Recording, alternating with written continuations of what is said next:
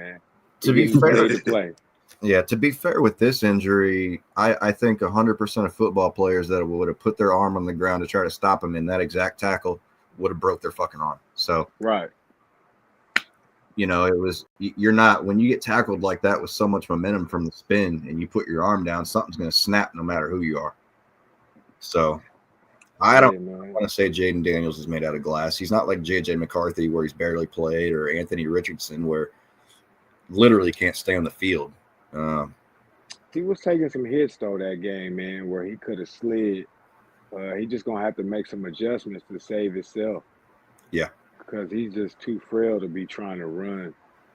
Well, that's a conversation. Always been a knock on him, though. That has always been the knock. That's what everybody has been put the knock on him as far as his injuries and how small he is, and because his style of play. You always looking for him not to get hurt, but he ended up getting hurt. Especially all season. I mean, to me, they're losing. I mean, it was a bad loss already. I mean, of course, like King said, you don't want to come out the game. He probably didn't want to come out the game. He felt like he make a drive, make a spark. Thank you. Just a football play, man, a freak accident waiting to happen. Yeah. Yeah, man. Yeah, like I said, it was just a freak accident. It could have happened on any play. It could happen to anybody. That's what they signed up for. And unfortunately, he got his biggest injury. And the question is, how is he going to bounce back? That's what we're going to see next. His arm bent up pretty good, man. Yeah, I mean, luckily they got it. You can see back in place in the right position. So it was a dislocation, not a break. So we're going to have to crazy. What was crazy to me, though, when we was watching the game and he fell down, it was like he was grabbing his leg. Yeah, I saw that. And then when he got up, you know what I'm saying, they holding his arm. And I'm just like, what? I don't get it. But then when they showed the replay and how that arm bent back, it was like, whoa. Yeah, that's crazy. Yeah, man. You think he comes back this year? No. Hell no. I said we don't even know if he's got tendon or ligament tears or nothing yet. All they said is dislocated elbow. So it just really just depends. Like, even if he is healthy, I don't expect him to come back just because, man, they really ain't going nowhere. And even if they do make a run, they still probably ain't gonna make the playoffs because they behind a lot of teams right now. They've lost a lot of NFC games, so they coming from behind. So they might as well just let Mariota just ride the whole season. I agree.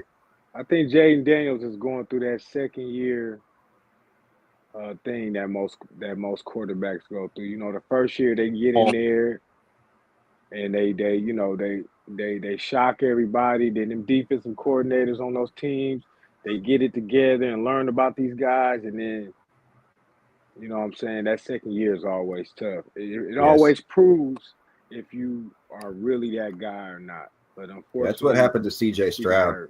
Yeah, he's struggling. Yeah, he's struggling. He had an okay second year, but this third year is tough on him, man. He can't get nobody to block shit. Nope.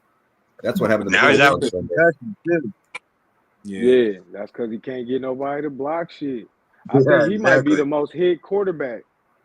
He got to be one of the top quarterbacks getting the most hits on him. Well, no running game to speak of either, so he has to throw. They can rush the box. Yeah. He's no Patrick Mahomes and Josh Allen. He can't do that right now. I mean, he don't read defenses good enough. So no, that was a big thing for Justin Fields, is that he couldn't read defenses and call audibles.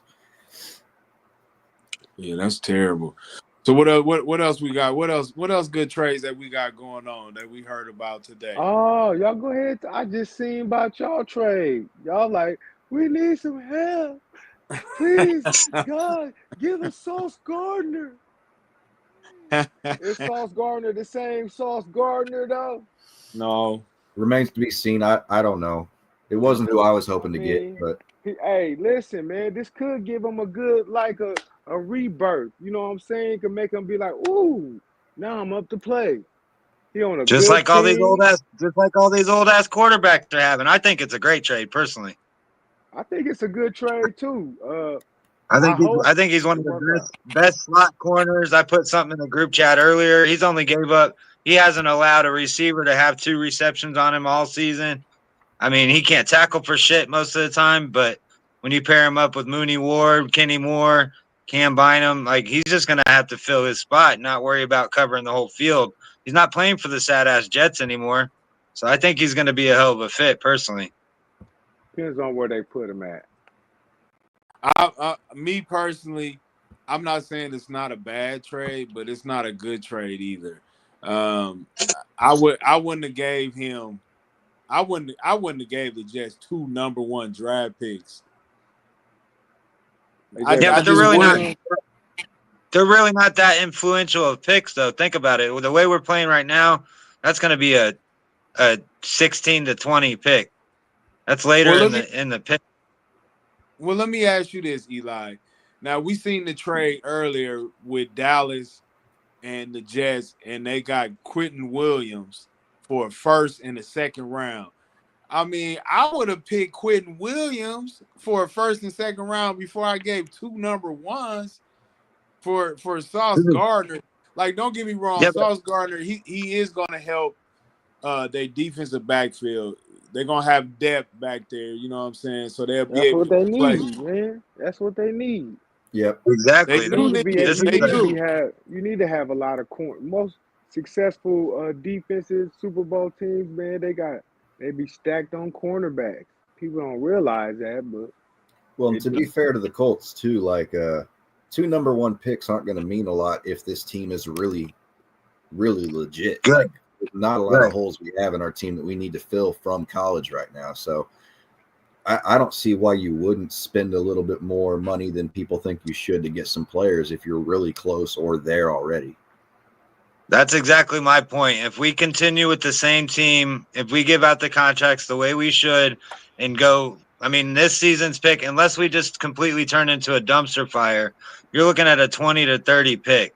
I mean, that's going to be a whatever player. Then if we run into next season with the same kind of team, you're looking at another 20 to 30 pick. That's not going to be somebody that comes in and drastically changes the team. Whereas somebody like Sauce Gardner, like King even just said, fills the spot that we need that could drastically change a team. I think it was a hell of a trade, especially coming from Ballard that never spends any money. It's not like we're set up to have a top 10 pick and giving that away. Nah, that I think, like I said, Carly is she's got her boot firmly planted right now, and whatever she says goes, or whatever the actual people, like the coaches, say they need, it's going to happen. Plus, we might get to see Ice Spice around now. They got a chance to make a good run, and I think maybe, I don't know. I'm just saying some shit, but they might be dedicating their season to Earthsay this year. Oh, really yeah, trying to capitalize. Yeah. Even though they haven't said that publicly. You know what I'm saying? They have. I mean, like, they probably like y'all in Indianapolis. I haven't seen no coverage of them saying it on ESPN. Well, they have this guitar, one of Ursay's guitars they bring in, and it says "Win for Jim," and it says different player gets it every game. I mean, there's a lot of that in the air for sure. Yeah, okay, cool. Like, I mean, I could see it, obviously, but I think they're going for the gusto, man. They see a shot. And, Again, I'm not saying it's not a good trade. I just wouldn't give 2 number 1s for him. Why not? Well, because if you can get an all-pro player like Quentin Williams for a first and a second, you know what I mean? But you got to give 2 first rounds for Sauce Gardner. I don't know. Man, listen, how often do you get cornerbacks like Sauce Gardner? Like, right, mix that up with Kenny Moore and Cam Bynum. Like, the cornerback position is a key. Like, when you get a shutdown corner or a good defender, man, that's like rare, dude. Because you see these motherfuckers get burnt every week. Yeah, I mean, he gets burnt too. Yeah, but listen, he on a bad team. Like before he was on that bad team with that other coach, we wasn't saying that about him. We was like, ooh, Right. Sauce Gardner, shut down corner. Like that's what I'm saying. He could. That new coach was probably the wrong thing, and he probably wanted out of there. That's why he got traded. Yeah. He probably like, man, I don't want to be here no more. I ain't happy no more. This coach ain't doing nothing. You know what I'm saying? He ain't for me. And I guess to me, I'm just glad the Colts are actually addressing the secondary for once in their life. I mean, it's been the main point of attack for every offense in the league for years now. That's So what's now you crazy go out to and me. you You're get right. Bynum, and now you get Gardner. Kenny Moore's playing great. We actually have a secondary that can stop. You know, like he said, we can actually handle some of these top wideouts now instead of getting burnt all day. And the thing I Well, was and our questioning, go ahead. You good? I was gonna say, I mean, I totally agree with everything you're saying. Our best guy in the backfield, Ward, isn't even playing right now. You know, I said it earlier, but you know, it goes to like there's a reason why he hasn't allowed a receiver to have 2 receptions on him. Not only because he's pretty damn decent, but teams know he's good, so they're not throwing at him. Now all he has to do is fill in his spot, take the slot away, and not worry about covering the whole field or having so and so's back because he's on a sad ass team. He knows Kenny Moore is going to have over here. Or he knows Mooney Ward's going to have over here. So he gets to play just his spot. I mean, I'm telling you, like, I see your point too, EK. Could have probably be done a little smarter, but it's going to be hard to be a lot smarter than that because we don't need a player like Quinnen Williams. Like, we just don't need that. We filled the void that we needed, and that's it. No, I agree. No, I totally agree. I mean, the Colts do need depth at corner. You know, that does help every team, especially in the playoffs, when you're dealing with monsters on the ends, and then you got killers in the slot. So yeah, Gardner should be a definitely upgrade in their secondary for sure. Absolutely.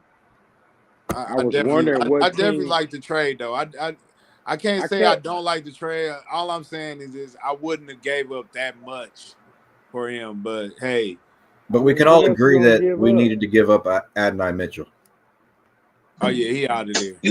He out of I think the Colts gave up that much because they was trying to get what they wanted to get. You know, at the end of the day, Right. when you go shopping for something, and if it's something you want, man, if that You shit gonna get it. sometimes you be like, I don't care what that motherfucker Yeah, costs. you Yeah, right. You right. You I I definitely agree need with right. that. this, That's a great and we point. gonna get this. It's Yeah, Right. that's a almost great like point. And it's then almost like you buying it's almost like buying a car part. You know what I'm saying? You need a transmission, that mug gonna cost you $5,000. You know what I'm But you gotta saying? got it. You gotta get it. Yeah, You you must gotta get get it. wisdom in the hair though. You must get Hey wisdom in the man. hair right there Hey though. You know man. what I'm Listen. Hey man. You know what I'm saying? saying? But But there's another trade that I wanted to bring up too. I didn't know if Eli was gonna bring it up, but of course the Dallas trade. We seen that game last night where they got that what last night, and then Jerry Jones he was bragging and boasting, talking about, oh man, I got these trades, but I can't tell y'all until tomorrow. So now that they came out, Logan Wilson, and then they got Quentin Williams. I mean. Quinn Williams, he was probably the best player traded today. I think Sauce Gardner was the best player in the best fit today. But I'm gonna ask y'all what y'all think of the trade.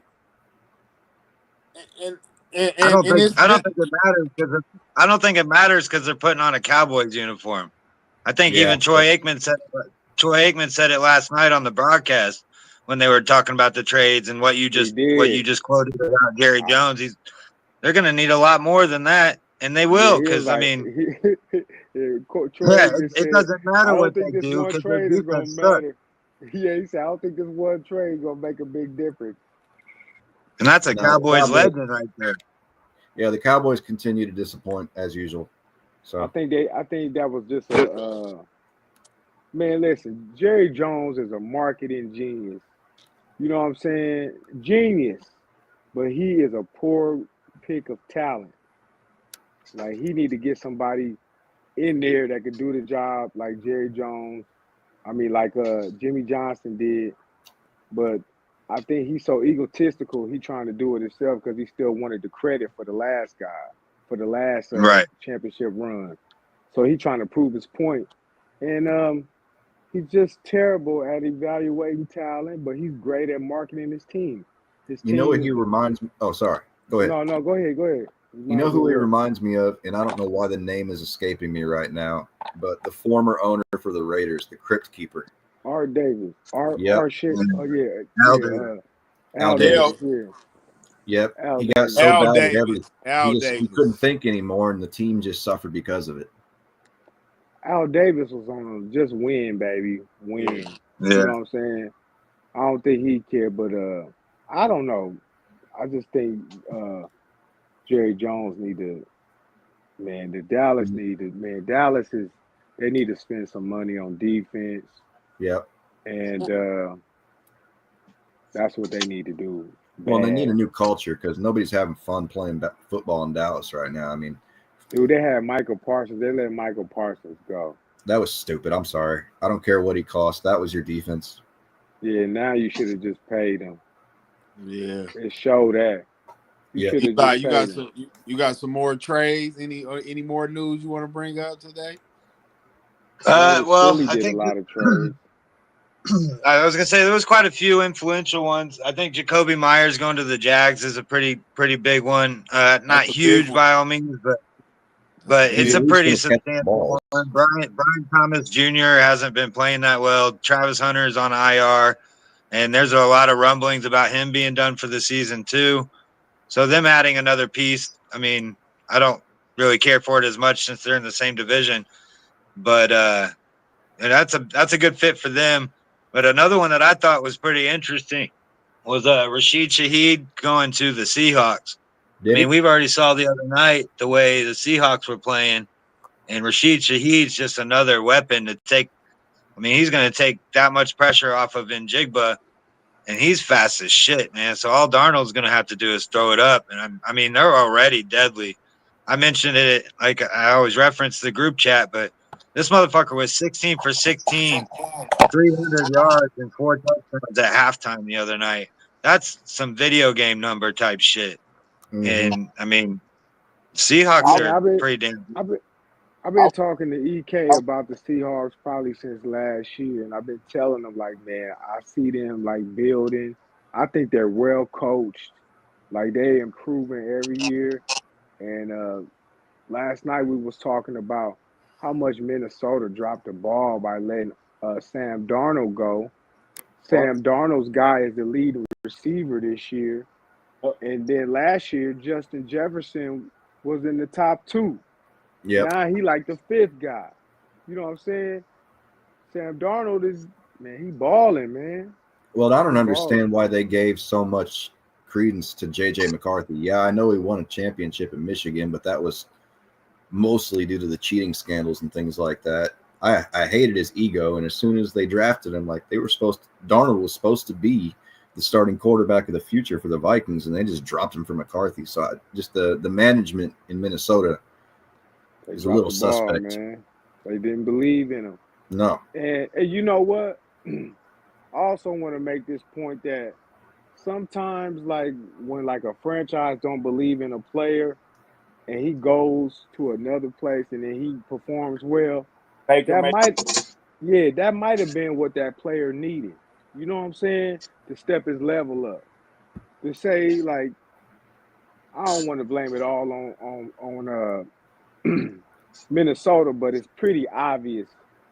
You know, when you look at the two, if you compare the A team to the Seattle team this year, the last year's Minnesota team to Seattle team, it's pretty obvious Sam Darnold is the biggest difference. But like some of these players, like when they get traded, that's when they become who they like Baker Mayfield.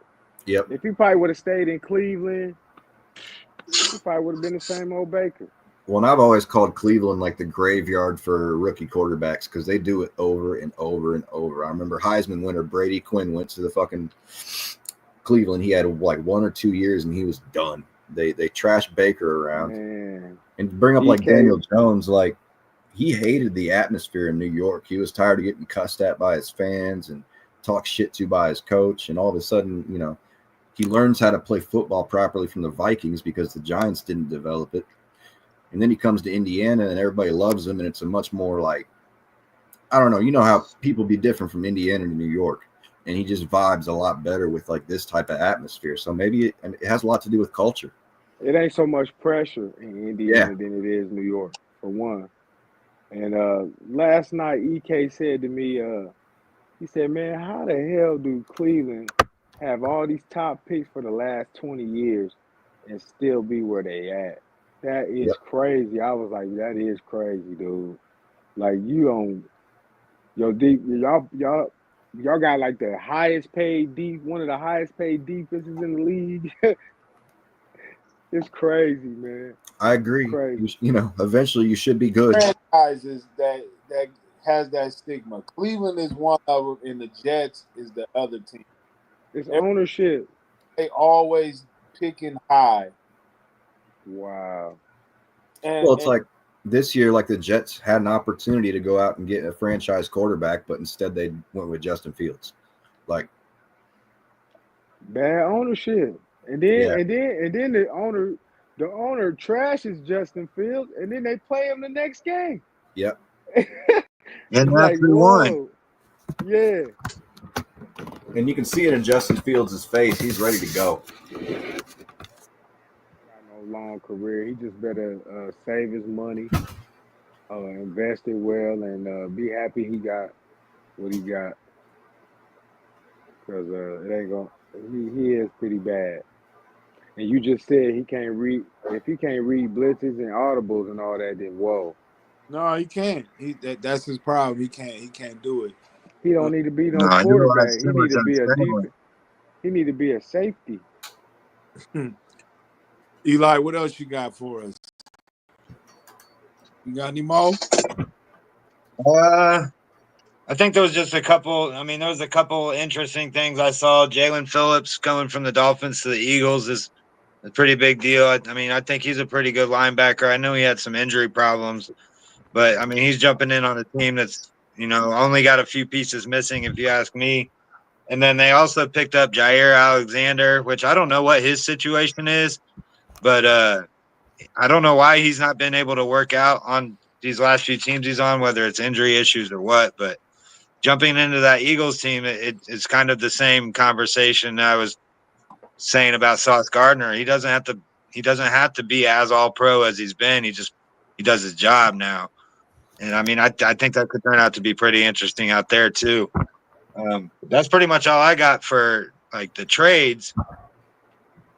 Yeah, I know Eagles. I know that's a good trade for the Eagles. It's the same thing for the Colts, you know, with Sauce Gardner, like you said, Eli.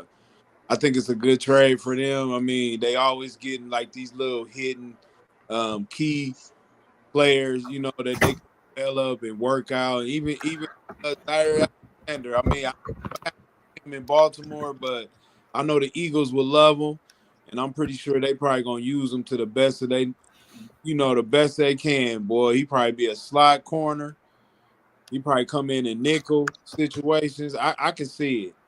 I could definitely see that. But I'm gonna move on to this next one. Man, I got some overreaction. I got some proper reaction for y'all. So my first one is so now that we know that Michael Parsons is gone in Dallas, right? He gone. But the Dallas Cowboys, they picked up Logan Wilson, right? Middle linebacker. Now they got Quentin Williams. And they got Kenny Young. I mean, Clark. Yeah, Kenny Clark. They got him and Kenny Clark in the middle. So, is this an overreaction or is this a proper reaction? Do you think Dallas is gonna make the playoffs because of these moves? Go ahead, Pete. Fuck no. No. They are absolute trash, and it's not because of their players. So you can add 5 more All-Pros to that team. That team is still going to fuck up at the end of the day. Like, I have no faith in Dallas. It's like King was talking earlier. I have no faith in Dallas's management or coaching to turn that team around at least this year. So, I think that's all done in vain. Eli? Absolutely not. I don't think so by any means. We saw what happened to Deron Bland by Marvin Harrison Jr. last night. He got shook out of his socks. Dallas is too far in the hole as it is. They need to do a lot more than just a couple players. Yeah. You got the NFC North, who damn near is all about to make the playoffs as a division alone. The Cowboys are way too far behind. And like King had mentioned earlier, I was going to jump in, but I wanted to just let it ride. But Jerry Jones has damn near lost his shit. He's the only owner and GM in the league, and he was even quoted before all this trade shit came up as saying he's not worried about the defense. He's worried about drilling this hole for $100 billion worth of natural gas. They need to move on from him somehow. But how do you move on from an owner that doesn't want to leave? Put something in his drink. Put something in his drink. Man, you trying to poison the man? That's what you trying to do? Wait till he get too old. To be fair, Jim Irsay was not with it probably the last 2 or 3 years, but Yeah, but he was fighting for his life, so that's Jim Irsay's a soldier, man. But I think Jerry gonna be in there to the end, like Irsay. Yep. I think they're gonna pan up on one of those primetime games to see what Jerry Jones is doing. He's gonna be sitting there dead. That's what's gonna happen. His kids, man, they run that shit anyway. That's probably true. So they suck too. Yeah. They trying to do the same thing he doing. Mm-hmm. All right, what we got? So this the another overreaction, prop reaction. So right now Seattle is winning the NFC West, right? So is this an overreaction or a prop reaction? Is the Los Angeles Rams gonna win the NFC West? It's a proper reaction. Why you go with Eli? No, King. He said it first. Oh, did he? I think it's a proper reaction. They both got a chance, man. Yeah, I agree. They're two good, solid teams. They're two top teams in the league. They both gonna make the playoffs. They gonna just basically be fighting for the winner of the division to get that first round bye. So, man, yeah, I think it's a proper. I don't think it's an overreaction because Seattle is playing good. Well, and their defense is nasty too. Everybody talks about their offense, but they're third in the league in sacks and they're fourth in the league in picks. So they're well coached, y'all. I'm trying to tell y'all. I don't know who that coach. I don't know his name. But I'm he's talking a good about coach. Rams. Is the Rams going to win the West? We didn't say Seattle. I said the Rams. No, I think Seattle's winning the West. I say it's up for grabs. That's not an overreaction either. It's up for grabs. You can say Rams. You can say Seattle. What you say? You said Seattle. So is that? I say the Rams gonna win it, but I like Seattle though. I really do. But man, you can't. I'm not going against experience. Okay. Especially a quarterback and a coach that won it together. I'm not going against that. That's what I'm saying, man. That's what I'm not going against that. So no, they know how to end. They know how to end games. They know how to win the division. Sam Darnold, he's learning. He on the, he going through the process right now. I would agree with that. I would agree with the process part. I still think Seattle's going to win the division, though. And like I said, that's not an overreaction at all because it's up for grabs. Yeah, I would agree with King on this one. And not really an over or under right now. It's just kind of mid-season. Both of those teams are strong as shit, so. They're good, man. But I'm more impressed with Seattle. I've been watching them the last 2 years, and they've been built. They actually improving. Mm-hmm. They're building. Who was that quarterback last year? Geno. Oh, Geno. And Geno did all. Listen, that'll show you how well coached they are. I wasn't even thinking about that. Look how Geno looked last year versus this year. The Raiders, man. Look, yeah, Geno looked like something last year. Geno was like top in the league in QBR or some shit last year. His completion percentage was Yeah, completion percentage.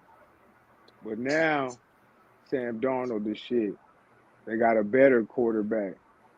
And that coach is man, they're well coached. That's all I think about Seattle. They're well coached and they got some weapons. And I didn't realize how good Cooper Kupp was gonna be for him until I watched him like 2 weeks ago. And man, I was impressed. Yeah, now they're loaded with receivers. It's just yes. Woof, shit. And so honestly, what you think though? What you think down there, man? Is this an overreaction or proper?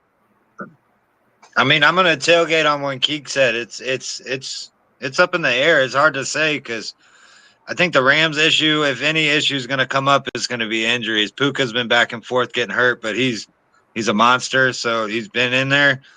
They got a great coach. But at the same time, like, you know, we just touched base on the trades. Seattle just added another pivotal piece to that offense with Shaheed. You just brought up Cooper Kupp, who I tend to forget's even on that team because they hit Njigba so much.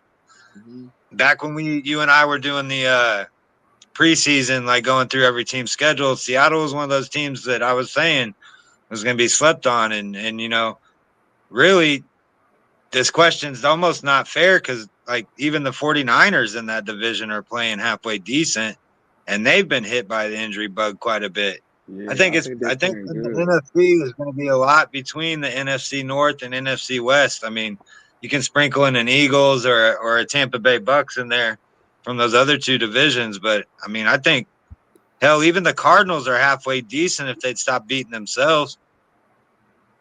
That's true. That'd be right, man. A lot of close games. That's for sure. I think three teams from that division is going in. See, from which one? The West? Yeah, from 49ers, Seahawks, and who was the other team we just said? Oh, the Rams. And if you look at it, the Rams and the Seahawks is built for each other, man. I was just thinking, I can't wait to see that game. Yeah, they haven't played yet. Had it? They got to play each other twice. Yeah, they do. Yeah. Well, I'm gonna ask you this. Hell of a game. Well, I'm gonna ask you this. This is my last one. My overreaction, proper reaction. I'm thinking on that game. I'm thinking the NFC North is gonna get 3 teams in. Is that a proper reaction or is that an overreaction? Name the teams in the North: Chicago, Minnesota, Detroit, and Green Bay. I think they get all 4, honestly. I think that's an overreaction if you think 3 teams gonna get in there. I think they get all 4 in there. Eli said all 4. Wait. I want to hear this one. Why you say all 4? I mean, just look at how they're all playing. They've all got a winning record right now. I mean, it's a tough division. They're still going to have to play each other and take losses, but the NFC is like downhill for the most part. And I mean, aside from the Bears, we already know what you're getting with the Lions and the Packers. The Packers, I'm a little bit iffy on because it's like they look past the sad teams when they play them. I mean, look what happened to them last weekend, 13.5 point over, favorites, and they got beat. But, you know, I think that's a pretty strong conference. I think Caleb Williams is actually, I'm not going to give him like huge props, but he's playing pretty damn well. And I mean, hell, he was the first one. He was the first one ever this last weekend, ever in the history of this game, to throw 3 touchdowns and catch one in the same game. They're doing something right out there. That's for sure. I'll give you a hot take or maybe an overreaction. I think that Caleb Williams is an elite quarterback, but he's not going to be an elite quarterback in Chicago. I think he has the skills and the talent to be elite, but it's just I don't know if it's going to happen in Chicago. And he still needs to get past his first read. He doesn't do that very well. I would definitely say that's a overreaction. I think he's still sporadic. I mean, at times he looked good, and at times he looked like he ready to bench his ass. Well, he's still a second-year quarterback with the Bears. Like the Bears are kind of like Cleveland as far as where quarterbacks go to die. You got to give him time, though. You do got to give him time because this is another system that he's in, and he's got to figure it out. And once he figures it out, that's when we'll see. So by next year, yeah, I was looking 3 or 4. He should definitely have it by next year. If he ain't have it by next year, it's time to move on from him. Definitely. But the Bears and the Vikings won't make it. That's all I'm saying. You said the Bears and the Vikings will not make it. Wow. Will not make it. That's fair. Because you got the NFC West getting 3 teams. And then I was sitting up here thinking about that, and I'm like, maybe the 49ers won't make it. But maybe they will. I don't know. They might not make it, but I only see Philly being the only team in a division making it. Unless the Cowboys win out. No. Right. I think you're right. No, I don't think nobody from the Giants to the Washington Commanders to the Dallas Cowboys, none of them teams ain't making it. So neither is in the South either. It's probably gonna be Tampa Bay. I only see Philly, Atlanta. and I only see Tampa. Yeah, Carolina, Atlanta, or New Orleans making it. And I only see Green Bay and Detroit out the north. And Seattle and Rams. Hey, so how many teams go into the bracket? 8. 7. 7? 8. One gets a bye. Yeah. 2 of them get a bye, don't it? No, just one of them get a bye. 1. Yeah, just one team. I thought the top 2 teams got a bye. Not no more. They don't. It's 7 teams. So it's 14 teams total? Yes. Yeah, on each side. Yes, because it's 3 teams. You got. If it was 8, then 2 teams would get a bye. But since it's 7, one for each division. Yeah, because it used to be both teams had a bye, and then of course the top 2 wild card teams playing. But now it's 3 wild card teams playing. So now you're gonna have the top division team gets the bye, then the second division team plays the worst wild card, and then of course the third best division plays the second worst, and then of course the 2, 4, and 5 play each other. Well, the 49ers will get in. The 49ers is gonna be battling with like the Bears and maybe the Panthers to get in that last spot. Unless Arizona go on a crazy run. I don't know, man. It's a lot of games still left. To me, you know what I'm saying? Well, how many games left? 8, 7, 8? Well, we in week 9, going into week 10.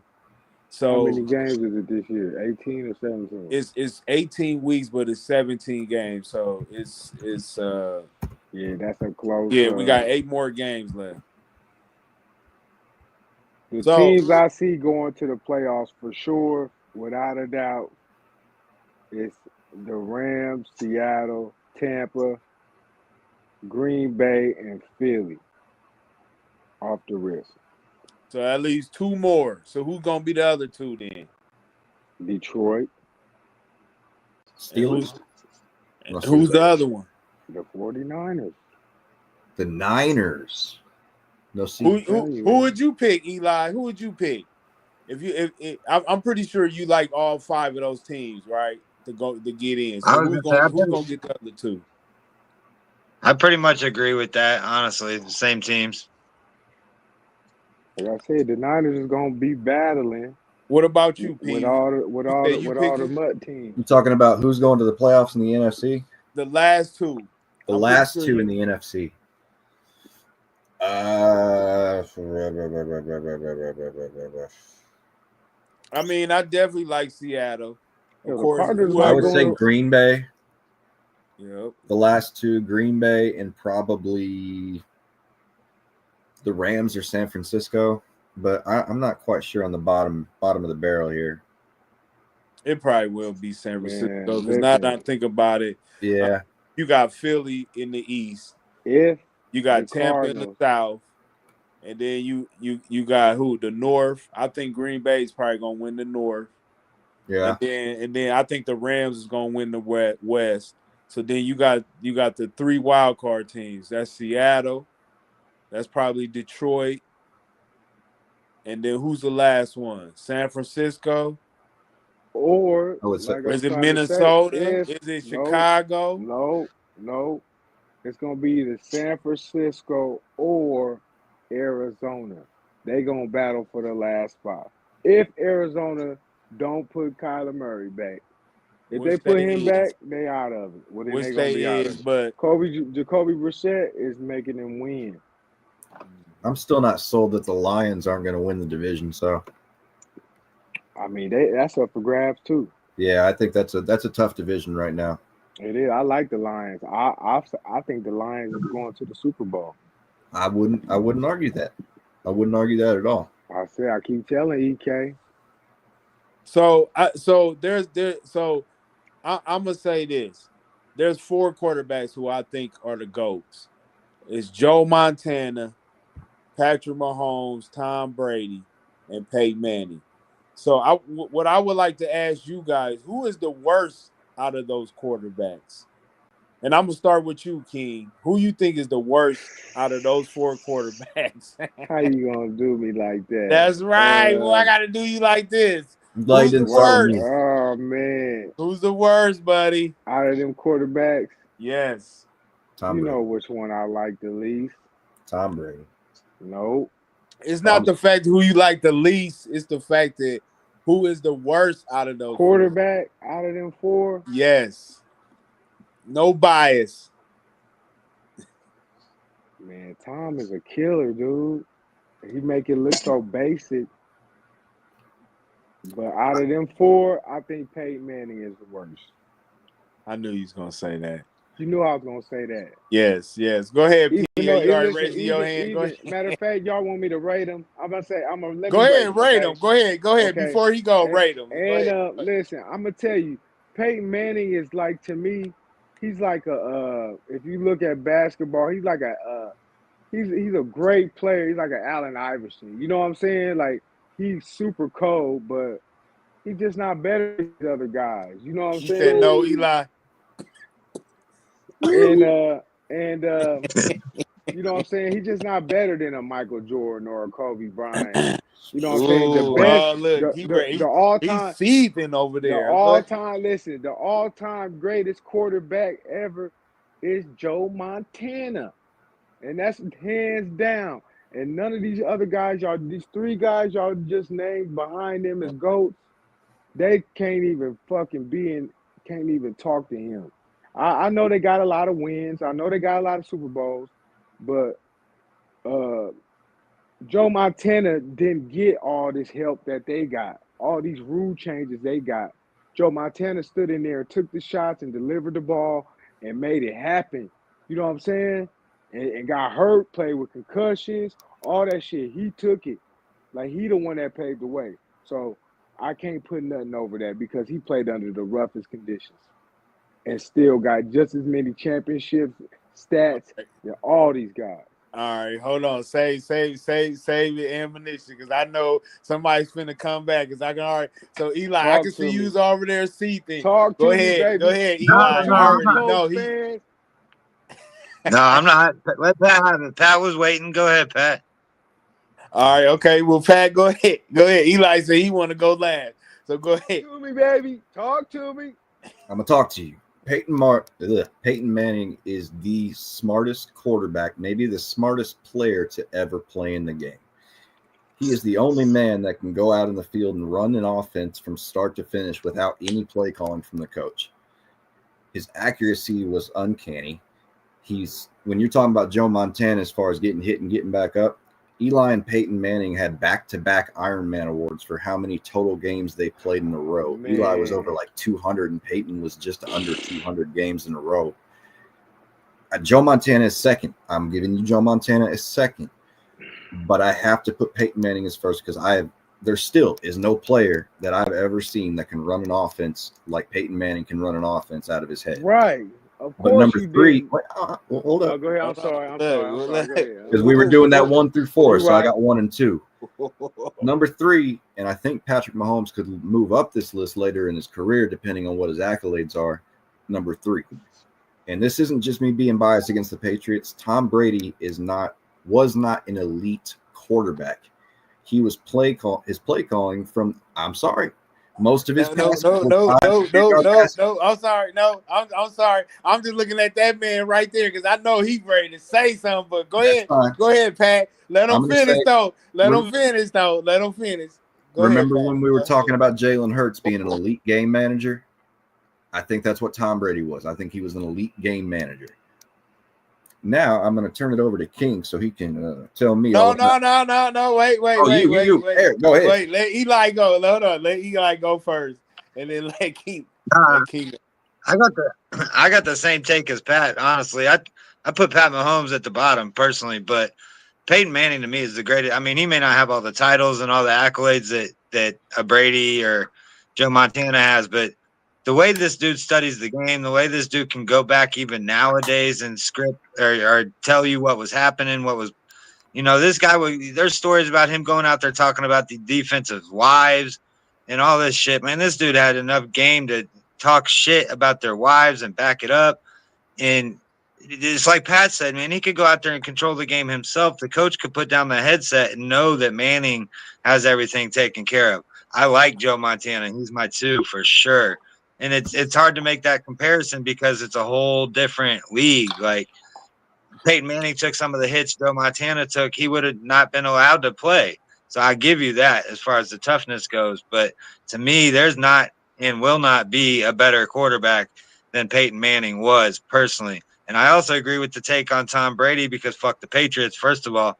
But second of all, he's just, he fit well into a system. It's not that he took over the games. He took the layups and he constantly made the layups.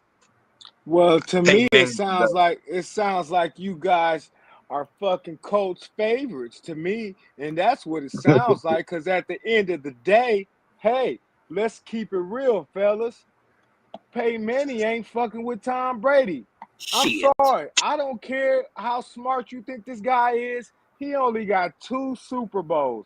Mr. Smart Guy. He got cooked by the game manager. Well, listen. He also got cooked by cheating scandals. Cheating scandals. They cheated their whole time. Okay. Go ahead, King. My bad. Whatever. But hey, whatever. But listen, Peyton Manning got his ass cooked by a game manager. And if being a game manager, a super game manager is going to give me 7 rings, then I'll take that over being the smartest, big neck, big headed, funny body looking motherfucker ever. You know what I'm saying? Like I said, Peyton Manning is cold though. Don't get me wrong. You know what I'm saying? He is really good. I do put Pat Mahomes at the bottom because I can't put him over Peyton Manning because he ain't done yet. You know what I'm saying? He's still young. He still got time to cook. But you're saying you'd take Peyton Manning over Pat Mahomes. Pat Mahomes has more Super Bowls than Peyton Manning, so he's got more accolades. Yeah, but at the same time, I respect Peyton Manning more because Peyton Manning played in a tougher era. Peyton Manning played against Ray Lewis. You know what I'm saying? One of the best to ever fucking do it. You know what I'm saying? Time after time after time after time. He was getting beat up. Yeah, he was. But so did Tom Brady. He played against Ray time after time after time after time. And like I said, managing the game got him 7 of them. Okay? So I'll take that any day. And he outperformed Peyton Manning when they played against each other, managing the game. But Peyton Manning, as far as a no-huddle quarterback, he's the best ever to do that shit. Like, I ain't never seen nobody run a no-huddle. Peyton Manning used to piss me off. I used to be like, get out! That motherfucker soon, man, he the best at no-huddle. I give him that. But that's his strength. Like, if it ain't for no-huddle, Peyton Manning ain't shit. That's what I'm trying to tell y'all. He the best no-huddle quarterback ever. And I'm banning you from the cast. And hold on. His best performances is when he no-huddle. Period. Because he the best to ever do that. Wait a minute. He You said mastered that. What all he can do? That's what you said. No. I'm sorry. If I said you that's hurt all my he can heart do, right there, dude. listen. I know you a big Peyton Manning fan, and I know you are a fan, not just because you in Indianapolis. When you lived in Omaha with me, you was a Peyton Manning fan, and I get it. You know what I'm saying? But dude, nah, he not it. He not it as far as them top Next topic. Nah, hold on, because hold on. No, you're not gonna get away with this. You're not.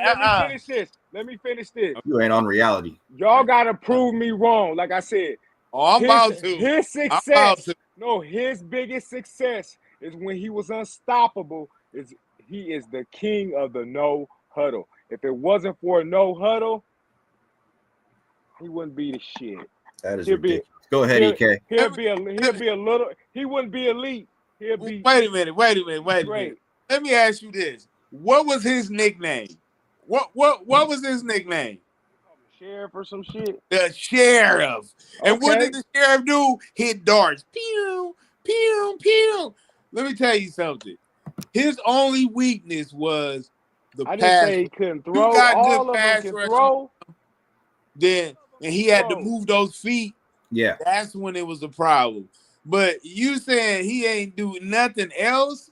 Man, what are we talking about here with Peyton? Listen, I'm saying it's ways to stop Peyton Manning.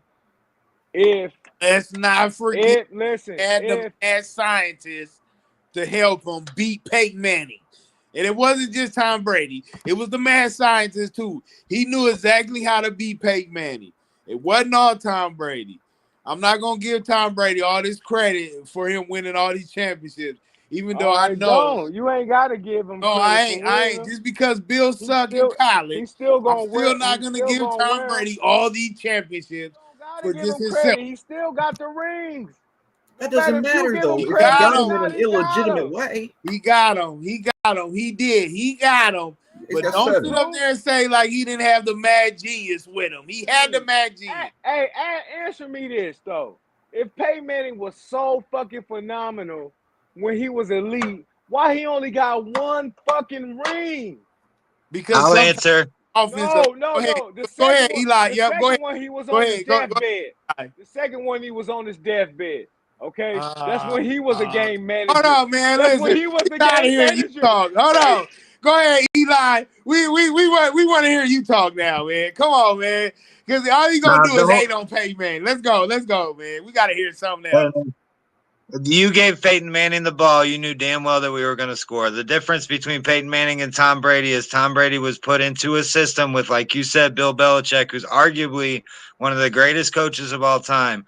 What we didn't have that the Patriots had during that dynasty run, or whatever you want to call it, was an organization behind the scenes that would build up a football team. The Patriots built up a football team. So on both sides of the ball, they were elite. If Tom Brady fucked up, his defense was probably going to bail him out. If Peyton Manning fucked up, he was going to have to play from behind. That's the biggest difference between a Tom Brady and a Peyton Manning. Peyton Manning always had to play comeback because our best players on defense, Robert Mathis and Dwight Freeney, if they got shut down, then our guys on linebackers and all that other shit were getting cooked. If Tom Brady got shut down, Mike Vrabel, Ronnie Harrison, all these other guys were going to make up for it. Bill Belichick was going to scheme to make up for it. The Colts didn't have that backing. We had a stellar offense and an okay enough defense. I would even say okay enough is an overreaction. So I think our defense was trash. What I heard was, where is decent. Fuck out of here, dude. Hey, listen. So, okay. So, listen. That shit matters when you're building a football team. It really does. I go, man. Hey, so now Tony Dungy and them, Jim Irsay and them didn't build a football team, but they got a Super Bowl ring. So they wasn't building a football team. Not on defense. Let's just keep it real and say this: he's not better than him. The team is not better than them. Wait, what? He's not better than him. What? Dungy not better than Bill. Peyton not better than Tom. What? Irsay Listen, better than Kraft. Hold on. Kraft. I'll give you Tony Dungy and Bill Belichick. Better than Kraft. They was just better. They wasn't better. They was just the best losers. No, sir. You're not gonna get away with that, dude. He had the mad scientist. He was the only guy that will ever be able to beat Peyton Manning. I'm tired of you talking about he had the mad scientist. All them players hold on. Bill Belichick and all them players y'all named on the defense, they created their name on that team. They all made their shit together. Just like Tom Brady made his shit with them. So they made themselves great players. They didn't go out and grab nobody and then say, come join us, except only did it with Randy Moss. And they didn't even win. They did it with Randy Moss and didn't even win. Everybody else created their own legacy. They had cheat codes over there. Like Eli said, they had all the elite players on offense and they had elite players on defense. What did Peyton Manning have? He had an elite offense. And if Peyton Manning have a running game or their offensive line wasn't blocking, then it was gonna be a bad day for Peyton Manning.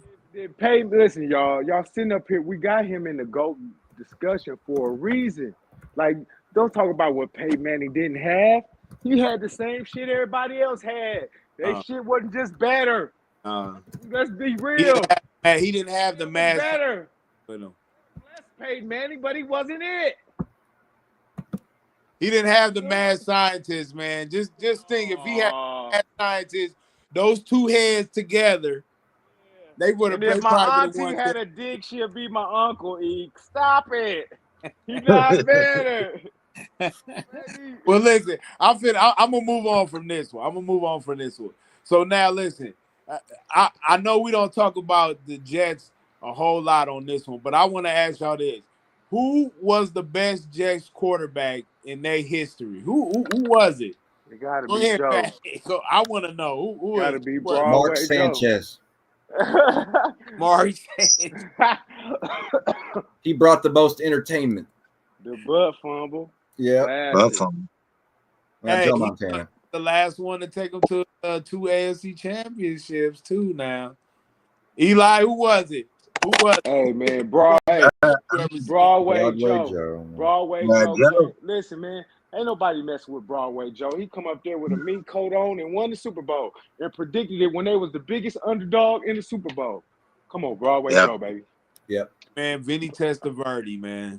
Man, give Vinny. I put Chad Pennington second over after Joe personally. Pennington was cool. I'm telling you, right?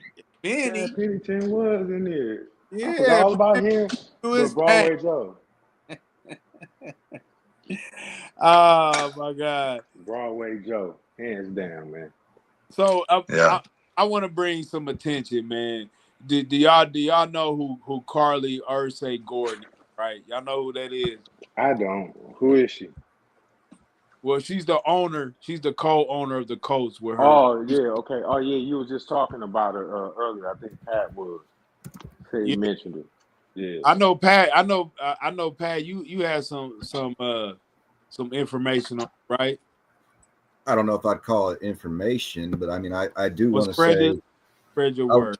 Spread your word to them. People are acting like Carly Ursay just got on the field this year just so she can micromanage the team. She's been on the field for 3 seasons now. She's been trying to learn this game as much as she can, and I have a personal opinion. I wouldn't call it a fact, that the only reason that we're actually securing players like Gardner and Cam Bynum and, we made the right move on Daniel Jones and things like that is because she has her boot firmly planted up Ballard's ass. Because in the last 10 years, Ballard hasn't shown anything that has showed us that he knows how to make picks, and he also does not do trades. We have never made trades. Is he the GM? Yeah. Ballard, so now we're making big move trades like that. I think she's running shit, and I think she's doing a good job. Eli, or either his ass is on the line. It is. Eli. I mean, I'll piggyback on what you said. Pretty much, I mean, The thing is, I don't just give it to her. I mentioned it in the group chat. I can't remember the third daughter's name. I always forget it. Something Foyt. I forget her name, but yeah, she's married into the Foyt family. Yeah. Yeah, but between Carly and Kaylin Jackson, I mean, they definitely had their pockets full, so to speak, once they took things over. Obviously, losing their dad, there's a lot of emotion behind it. But Carly, just seeing her on the sidelines, running the field in a dress before the games, like she's changing the culture for an entire football team compared to what we were last year. And, you see her on the sidelines and celebrating with the players, taking notes, being interviewed and telling the reporters that, she's over there taking notes because if she wants to call somebody out for something, she wants to know what she's talking about. I agree with you completely about her having her foot up Bauer's ass, but at the same time, I think her other foot's up Steichen's. And I think that just having her there is a lot of the reason why, like if we're at work, and your boss comes in, you want to be on your P's and Q's. It's no different for, the players and the team. Boss is standing right there on the sideline. You want to do your best, give your best, or she's going to get rid of you. Look at what just happened to A.D. Mitchell. I mean, he's young. He made a mistake, obviously, but he made his choice to show his character by pouting and not joining the huddles. And first chance we had to get rid of him, he's gone. Yeah, he made those mistakes at the worst time he could if he wanted to stay on this team. Well, the other two sisters' name is Casey Foyt, and then Kaylin Jackson. Kaylin Jackson, sisters. But yeah, I believe that she's on the sideline. I seen the interview that they had with her a couple of days ago. And, she was just talking how she was trying to learn the game. You don't want to just be one of those persons that be in the business in board meetings and not know about the game of football, which is smart, man. You're supposed to know what's going on and how your company's running, and then, figuring out your players. I seen the players hugging her. I seen the coaches high-fiving her. So she's down there engaged. Yeah, that makes you want to play for them. Yeah. Yep. She's even in practice. She's on the sidelines in practice. She interacting. And shit, another thing. And another thing, too, no, I'm going to give it to you in a minute. I ain't got nothing to really say on it because I don't know much. I was just going to say that, when your supervisor is behind you, you know what I'm saying, your ass going to want to work a little bit better. Right, your supervisor watching you practice and shit. Well, and also how she approaches it. I didn't know that she was on the sideline like that until I started seeing, like, this Halloween when there was a lot of women around the neighborhood because I was taking my kids trick-or-treating. They was all dressing up like her, and I was, Oh, damn, that's hard. Like, who you dress up like? And they started saying Carly Ursay Gordon. That's what they kept saying. I was like, wow. Even the girl from the NFL Network, she dressed up like her too as well and stuff. I seen her on the sideline. Okay. So she ain't the only woman NFL owner, is she? Yep. I think so right now. I know the Bears No, that's wrong. The Titans. The Titans. Yeah. Titans. Right. Titans. Maybe she needs to get on the field. The Titans are that one too. Because somebody looked that up, the Tennessee Titans owner. So look and see what her name is too. I got you. Because people need to know that they're coming, especially now that you're seeing at first you wasn't seeing no women. The Bears owner was a woman, but she died. Yeah. Yep. St. Louis Rams owner, she was a woman, Georgia. Yeah. So they inherited them teams and shit like that. One second. She's coming from a long line. Women that's in the NFL, because at first we didn't see news sports anchors in the NFL. Mm-hmm. We didn't see sideline reporters in the NFL. Now we seeing a whole lot. Now we even seeing like Maria Taylor, starting off the show for the football of America, on Sunday nights, and And now you got to see Miss Ursay Gordon out there on the sidelines trying to engage with the players. So I do believe that. Say Gordon. Who are her husband? I'm about to look at it. My bad. Go ahead. No, go ahead. I was saying she definitely tells that she's trying to change that culture. And if anybody want to piggyback off of it, you're more than likely to. No, I think she's doing exactly what she should. Like, if you want to make, like, she stressed a point, I think last year or something, that she, how do you know what you're supposed to do with your money? How do you know if you're spending your money wisely if you don't know what you're spending your money on? So by, being on the sidelines and making sure everybody's doing their job, but also getting a, firsthand view of what she's actually bringing into the football team, like, I think it's a win-win either way. So what I'm reading is that she was raised in and around the coast. Of course, we all knew that. Yep. She worked as an intern in many of the club's departments while pursuing her undergrad degree in religious studies from Stewart College. And so she joined the team in 2008 while competing on coursework towards her doctorate degree, which I'm telling you, man, she looked like she ready to go for the Colts. And Kalen's a lawyer too. Well, I forgot too. Back in, like, it was, I want to say the early 2000s, I coached Carly's soccer team for like 2 years.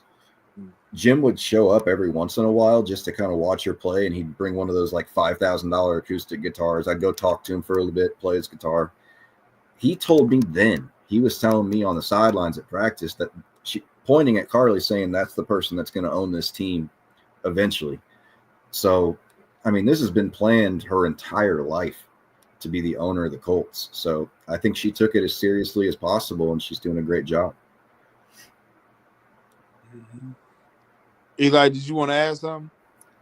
No, I was just saying that they're for, 3 brand new owners in the league. I just sent y'all the pictures of people dressed up as her or whatever for Halloween. But Kaylin, the other daughter, she's a lawyer too. And she's pretty good at what she does. She just won some pretty prestigious award they were talking about recently on McAfee. I think they're doing a hell of a job. I mean, brand new owners making a hell of a name for themselves. Yeah, and we have results. We could definitely highlight them too on the next show and stuff, because I didn't get too much information on them, but I was doing it more on Carly. But now we got to get to the picks, man. I mean, picks. Got to get to the picks. Like, I'm gonna load this up, EK. So go ahead and start. All right. So hold on. Let me cue this up real quick. So I know it's a lot of key games going on. It's a lot of teams that's on bye this week. And the teams that's on the bye this week is Cincinnati, Dallas, Kansas City, and Tennessee. Those is the teams that's on the bye. And the teams that's coming off the bye is Cleveland, Tampa, Philly, and the New York Jets. And so now the Thursday night game that's coming on Thursday is the Raiders. They're going to Denver, and they favored by 8.5, 7.5, 8.5, depending on where you're getting it at. I got it at 9. Well, I'm on ESPN.com. It's at 9.5 on ESPN Bet. It's at 9.5. And see, I usually get mine from DraftKings. So, the day of, like right after the Monday night game, I just go straight into it. So, what y'all think of that game though? You think Denver got it on lock? 8.5? Oh, for sure. Yeah, I'm pretty sure they gonna win, but I don't know about them covering though. That's fair. I think so. Denver's got the longest standing win streak in the NFL right now too, at 6 games. But I mean, the Raiders are in trouble. I thought they were gonna be selling a little bit today. But I was kind of surprised they didn't, other than Jacoby Myers. So what you think, keeper over there? You think the Raiders got a shot Thursday night against the Denver, and they got Denver by 8.5? Do I think who got a shot The Vegas Raiders. against Denver Broncos? Yep, Thursday night. This is my specialty, y'all. This is why they call me the bookkeeper. They in Vegas? Nope, they in Denver. Oh, fuck no. No chance in hell. What's that dude? What's that wrestler used to come out to that music? No chance. No chance. Oh, that's Vince McMahon's music, huh? Man, No yeah. chance in hell. Yeah, they ain't got no chance. I don't know, man. I'm giving Vegas a better shot than y'all is, man. It's a division game. Hey, y'all, if you want to win some money, do not put it on Vegas. Yeah, I'm sorry. I'll take Denver on the money line. I'll definitely take Denver on the money line, but I don't know about them points. I'll take Denver on the points at the crib. Yeah, 9 points. I got that. I'll take everything on the Broncos. I give them 14. Shit. No, that far. Yeah, that'd be a nice boost. They gonna whoop them. EK, they gonna whoop them. Well, we got a comment. All seeing eyes said he said the Broncos. What's up, Mac Mall? What's going on with you? You look like you at the casino getting ready to put a bet in right now already. What's good, bro? I'm out here chilling at the bar, man. What's that? Don't hide that. I got me a young tenderoni, and I ain't being phony. Oh shit! Yeah, we picking these games and stuff, man. We picking the games right now. Okay, I'm almost done with my drink. I'm finna hop back in like 10 minutes. All right, cool. All right. Okay. Yeah, man. Don't go with no damn Raiders, y'all. You don't like the Raiders for real though? You don't Apples think and oranges, them man. at all? Hey, have I been pretty good on picks this year, man? That's all I'm asking. You know, you definitely do good on picks. You definitely. I'm telling you, do not go with no Raiders like that unless something crazy happens. Up to unless somebody get hurt at practice, or you know what I'm saying? Yeah. I mean, Brock Bowers coming back is crazy good for them, but there's no fucking way. I know Surtain's still out. He gonna be out for the rest of the season, or how long?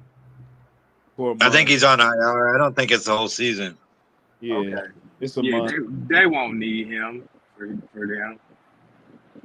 Well, okay. Well, I agree with you, EK. I would take the money line though, because I feel like every time the Broncos get points, every time they get points, they choke. Not at home. Not at home. Go look at it. I'm telling you, man. For whatever reason, they against the Giants, they didn't cover the spread. For whatever reason, their offense can't score. That's Their the defense only is game. good. For whatever reason. That's the only game they didn't cover the spread. And listen, that game, they came back and won it, and that was just because Demaryius Thomas, they was doing like a tribute to him. But they came back and won the game in the fourth quarter when they shouldn't have. All right. They had a good spread against the Jets overseas, and they lost. It was a field goal game. That's overseas. That's a road game. In Mile High, I'm telling you, they're gonna cook the Raiders. The Raiders. Y'all know the Raiders is off. I'm looking at. I'm take looking the money line. Now. I'm looking at it now. And look at it now. And listen, I'm not even looking at it. I'm just going off of memory. Okay, so Dallas. So they played Dallas at home. That was their last home game. They did cover that. They was favored by 2.5. They cooked them by 20. They didn't cover against the Giants. They was favored. They was favored by 8.5. Right. They covered against Cincinnati. They were favored by 7.5. They covered against Cincinnati. A bum ass team. And all the bum ass teams except for the Giants, they played at home. They covered. And then Tennessee, they didn't cover against Tennessee. That was the first game of the season. They was favored by 8.5. They only won by 8. First game. And that's just a half a point. I'm just telling y'all, man, they're going to cook the Raiders, dude. I just Unless something crazy happens. That's the only way. But I wouldn't bet on the Raiders.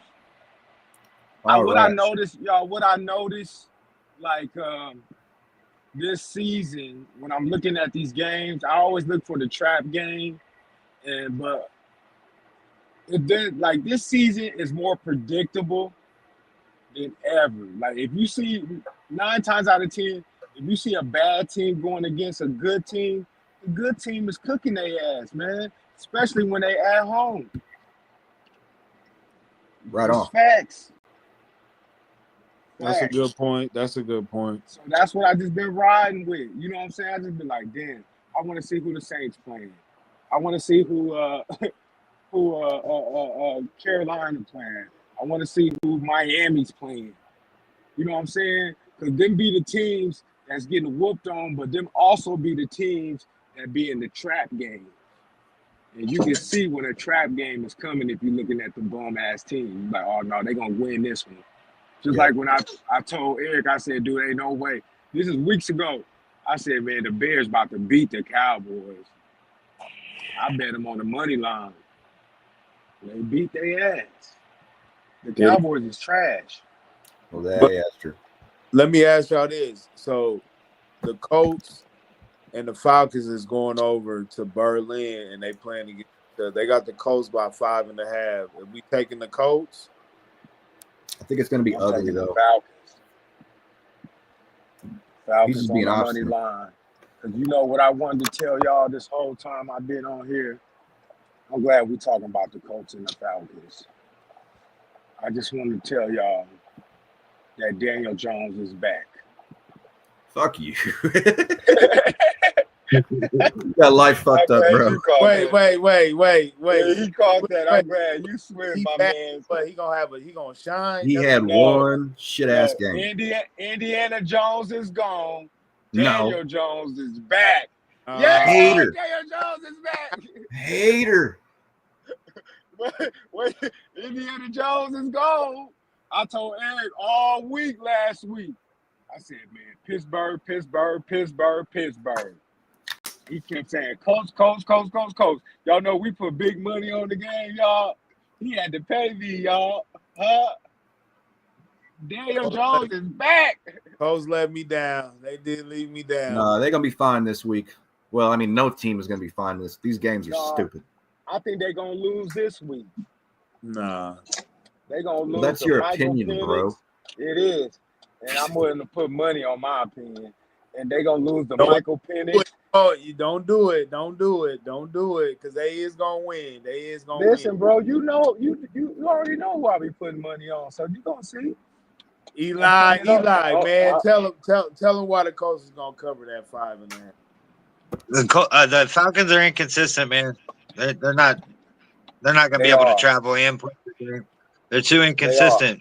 Their defense for sure. And I don't think Daniel Jones is back necessarily, and I've been one of his biggest haters for a long time. I think the Colts need this game as a bounce back game going into the bye week. I think they're going to come out aggressive. I think they're going into and hopefully Steichen lets Taylor run this time. Yeah, that's what they need to do.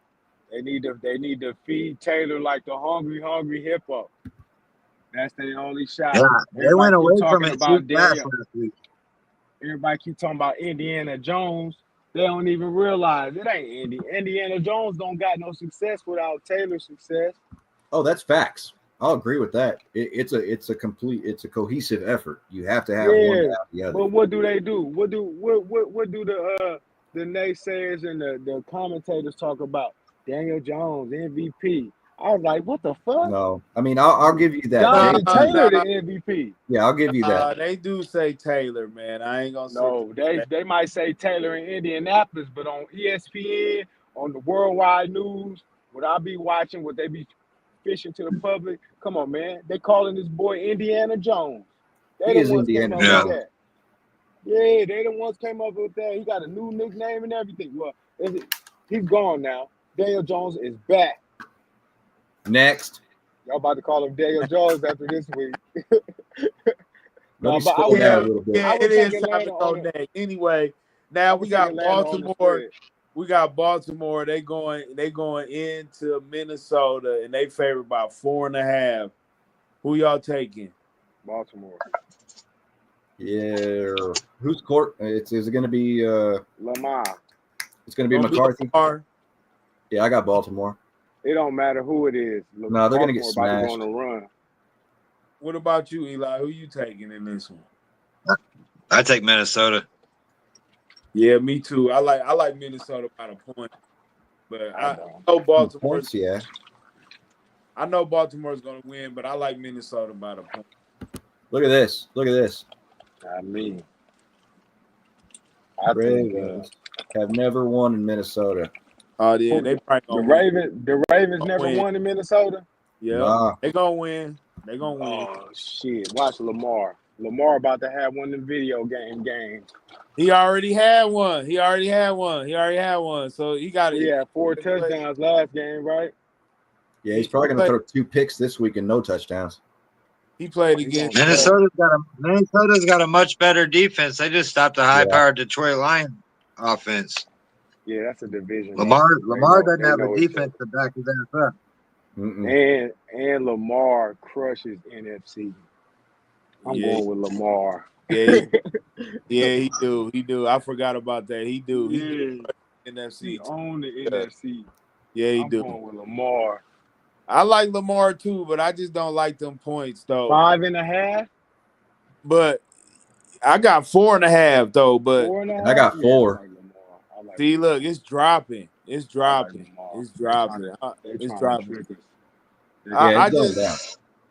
I mean, he had a career high on Miami. Like, come on now. Like, Minnesota is a better defense. Like Eli said, way better defense. But the next game is this is gonna be a good one. It's New England. They traveling to Tampa Bay, and they facing the Buccaneers, and they favored by 2.5. Who's favored? The Buccaneers is favored by 2.5 at home against New England. Tampa. I got Tampa too. Yeah, I got Tampa coming off the bye. 2.5. I got Tampa on money line. I think it's going to be a close game. Oh, then I'll take that back then. Yeah, I think it's going to be close too, but I still like Tampa though. I take Tampa. Agreed. Give me New England. The next game, I got Jacksonville. They going to Houston, and they facing the Texans by 1.5. The Texans. Remember, no C.J. Stroud. And Jacksonville beat them already once this season. Yeah, about to beat them again. Yeah, they have offense. The Texans don't. The Texans don't even have offense with CJ. So. Oh man, I don't know. Now wait a minute. Say that again. I didn't hear that. What's that game? You said Texans playing who? Jacksonville. They in Jacksonville. No, they beat them in Jacksonville. They playing in Houston. Jacksonville beat them last time at home, so now they playing on. No, I like Houston. Been pretty good at home, y'all. These last few games. With no CJ. No CJ. That's right. He got a concussion. Who came in for CJ? Davis Mills. Yeah, who? Mills. Who the hell that is? Exactly. Yeah. Yeah, but he's played. He started for that team before CJ Stroud got there. He was the quarterback until I'll take him. Shuffling. But he plays good at home, man. We all know backups play better at home than they do on the road. And they still favored. Why is they still favored with Mills? Yeah, that's what got me. I'll take him. Matter of fact, there go your trap. Yeah, I ain't touching that game. One of your trap games right there. That could be a trap. It is a trap game. I like Houston. That's like betting on some MAC conference game or something. Now, King, you asked this question. You said who New Orleans is playing. They going to Carolina, and they facing the Panthers, and they favored by Carolina's favored by 4.5. Shit. Give me 10. I'll take 10 points for Carolina. Ooh. What you think, Eli? I got Carolina too. New Orleans, just like we just talked about, they just gave up one of their best receivers. Carolina's not that bad, honestly. And their starting running back, Kamara, has done nothing. Their backup running back is hurt. Like the fuck, what do you expect? It's kind of like Texas. What do you expect them to do on offense? They just traded one of their good receivers. Yeah, Rashid Shaheed. I don't know, man. That could be a trap too. It is a trap. It is a trap, could. Gentlemen. It is. It's a trap. It could. I wouldn't even fuck with that It's game. a trap. It's a division game. It's a division game. I would say the last game was a trap for sure. I mean, if somebody said you have to put some money on this game, I would be moneyline Carolina, and I wouldn't feel bad about it. When has Carolina have been? And that's why it's a trap, because you see how easy you said moneyline Carolina. Yep. But listen, when has the last time Carolina's been favored this year? But they're going against the Saints, though. Yeah, they're going against. When's the last time they played the Saints? Okay, yeah. I tell you what. Tyler Shuck is the quarterback now. He's the rookie. For who? Does that make a difference? Tyler Shuck is the quarterback for who? For the New Orleans Saints. No, he's like the fourth guy. I don't know if that makes a difference or not. I don't even know what the hell he is, really. Well, then, yeah, it's definitely Carolina then all day. They're at home. They play better defense. I'll take. I don't think they've even lost at home this year, right? I think they're undefeated at home still. They are undefeated at home. They are. Carolina is. The next. Oh yeah, they got that running back too, man. He probably gonna run all over them motherfuckers. Yep. And he wasn't even a starter. But why they not favored by more points though? That's my only concern about that. Yeah, that's what questions me about it. But they don't put up a lot of points. That's why. If you ask me, that's why they don't put up a lot of points. That's a fair point too. So their defense is actually maybe that is. If they don't put up a lot of points, maybe that is a lot of points. Yeah, I get what you're saying. Yeah. Definitely could be. Okay, so the next one is this another trap game. You got the New York Giants traveling to Chicago, and they facing the Bears, and the Bears is favored by 3.5. Again, I'd take Bears money line, but I wouldn't take the points. The Bears. Just like that, the Bears. The Bears. The Bears. Oh man, I don't know, man. Them Giants look pretty tough, man. They might. I don't like Chicago. I don't believe in Chicago right now, man. Well, we're gonna ask the Chicago expert on here, Mac Mall. Mac Mall, tell me, man, is the Chicago Bears gonna beat the New York Giants on Sunday by 2.5? Who got the best record? Who got the best record? The Bears. Between them two? Yeah. The Bears. They gonna lose. Ooh, like that. Why do you say they gonna lose? Because the Bears beat who they supposed to lose to, and they lose to who they supposed to beat. They got a long history of doing this shit. Yeah, but listen, hold on. Before you say this, King, they did last week. They covered the spread against the Bengals last week, though. That's my team. I know. Yeah. So they won last week. Yeah, they definitely losing this week. Damn. What was you about to say? Man, how you gonna say they gonna lose this week when they went on a 4-game winning streak? Yeah, I live in Chicago. I'm used to this shit. They don't impress me with that shit. The motherfuckers ain't to be trusted. I mean, hey, listen, I'm a Bears fan too, and I've been following them for a long time, and I do agree with you to a certain point. This year is a little bit different though. I ain't saying I believe in them all the way, but it's just you sound like me with the Cubs. Yeah, I told y'all the Steelers was gonna whoop the Colts' ass. Y'all couldn't see it with a 10-mile radius. No. We were just being biased. Just being biased. Oh, man, I know FanDuel is full of shit, bro, and they got to suck you in just so they can take your money. They get everybody happy, thinking they know what shit going, and they That's throw what a I'm monkey telling wrench in the y'all. game. That's why I'm Just Bet telling on the y'all minus. the Colts is gonna look, lose again this week to the they just Falcons. jagged my parlay on basketball. I just had the Sixers winning. They've been up 20 the whole Oh game yeah, and they and came lose back by and a lost. last minute dumbass 3-point. Wait a minute. You mean to They tell me sure they lost did. that game tonight? Yeah, the Yeah, center dude, Wow. Volkovich or something, he just hit a buzzer yeah. beater 3 from the corner. Well, the Well, mafia is involved, so Remember earlier when it was on the phone and I said, "Wow." That's when they came back and hit the three. wait, but that's a different. I don't even. That's a different story. I ain't even want to bring that up. Damn, that fucked my Man, parlay up already though. But anyway, yeah. So you said the Bears they supposed to lose who they supposed to beat. Yeah, all the time. They yeah. always do that I shit. like the Giants too, that man. ain't true, Hey, man. the Bears will beat the Kansas City Chiefs by 40, and they'll lose to the motherfucking Lions or Listen, whoever. They'll Jets. lose to the Washington Commanders by The 50. Bears will never beat the Chiefs by no 40. No, Stop I'm that. just saying that I know they wouldn't, Right, but I'm you saying just that's the type saying. of shit they do. Listen, man. The Bears done beat the Cowboys, the Raiders, the Commanders, the Saints, and they was all supposed to beat all them motherfuckers except for the Cowboys. Hey man, that I don't know. I ain't here looking for trouble. I'm just here to do the Super Bowl show. That shit over with.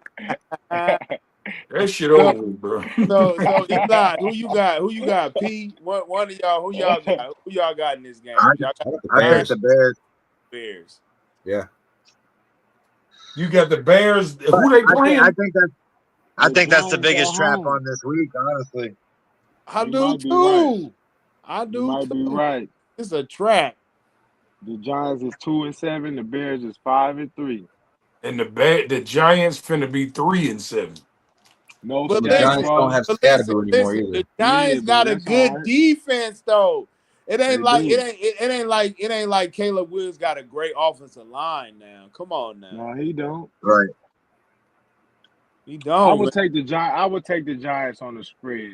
That's all I'm saying. Yeah, I'm telling you, that's who I'm taking on the spread. That's it. But I I'm wouldn't taking be surprised. I wouldn't be surprised, y'all, if the Bears whoop them in cover because the Giants is trash.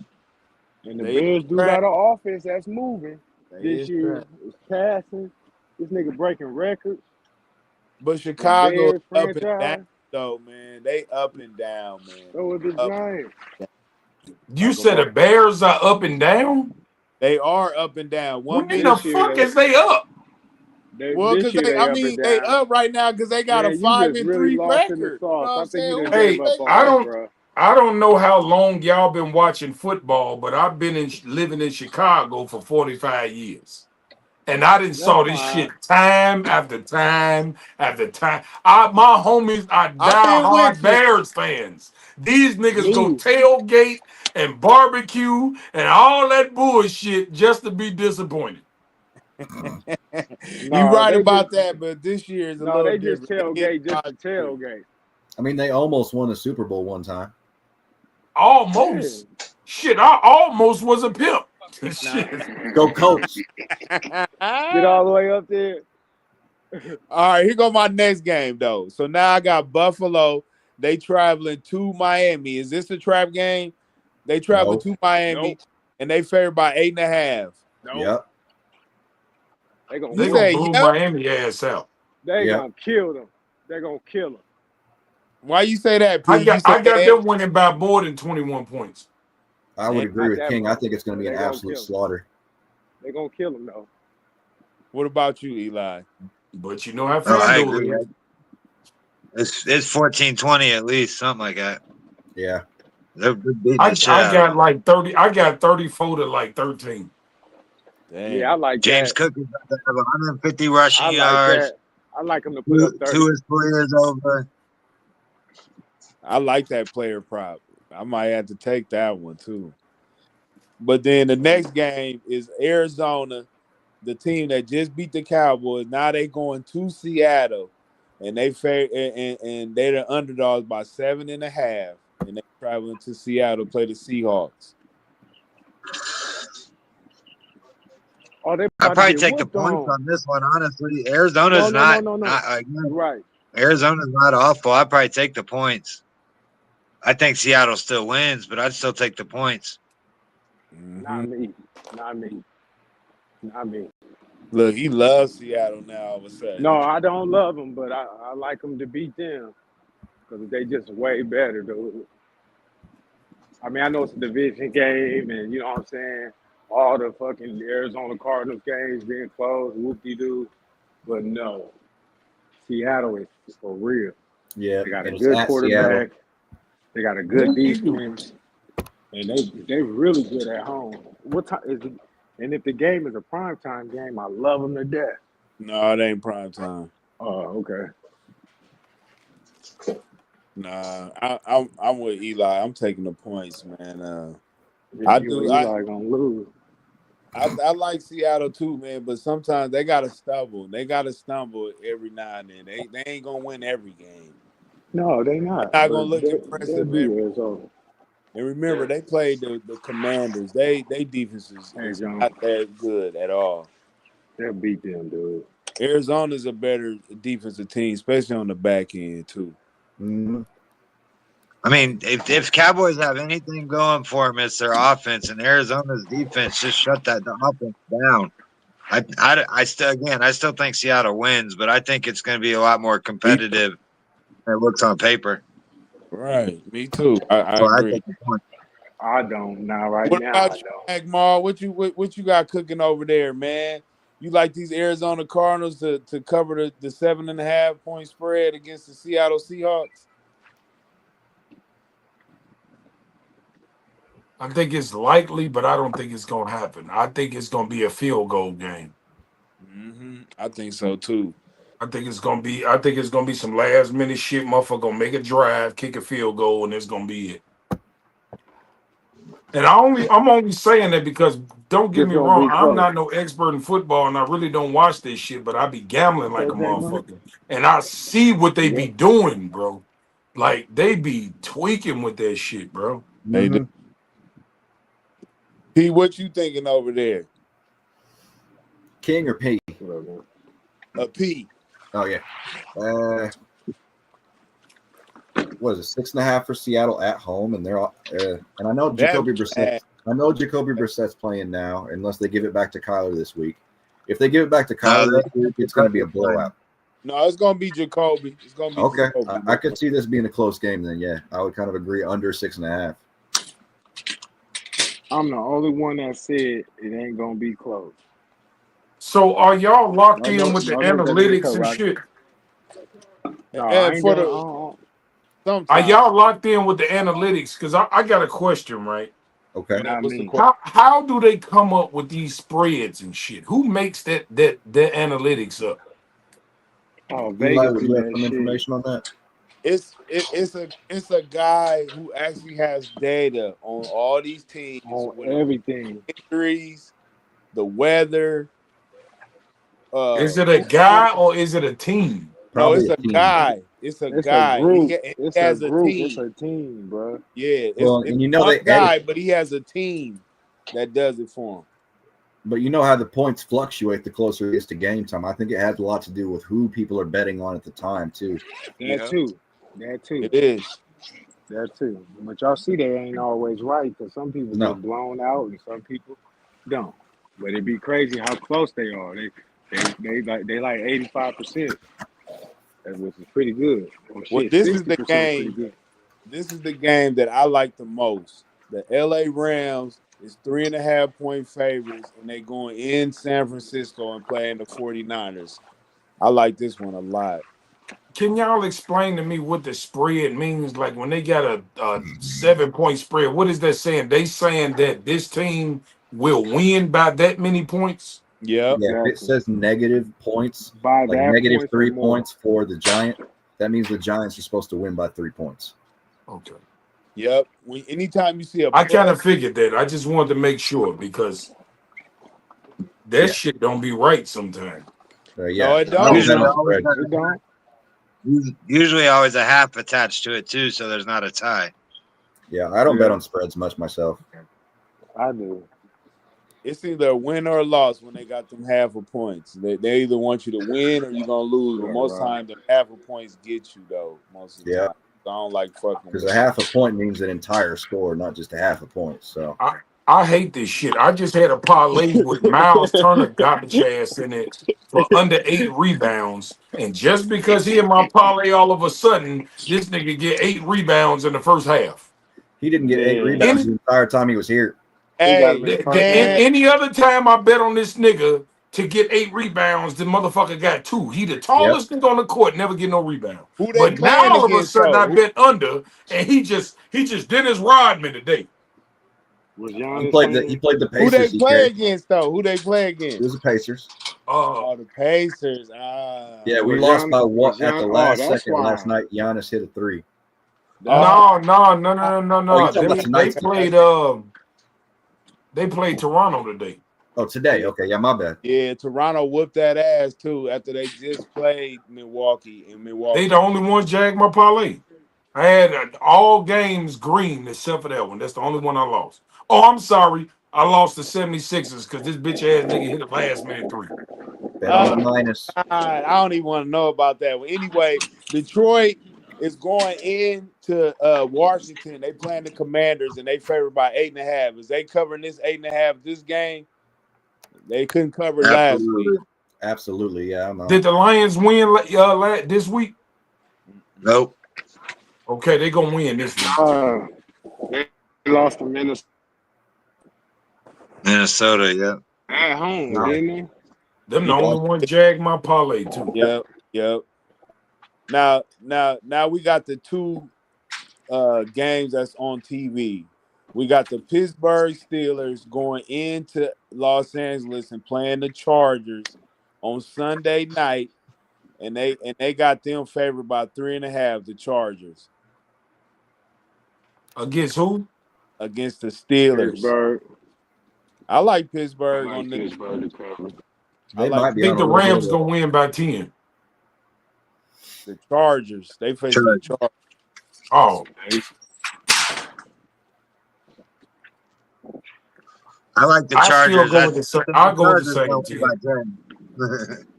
Yeah, I like the Steelers. I think this is gonna be good.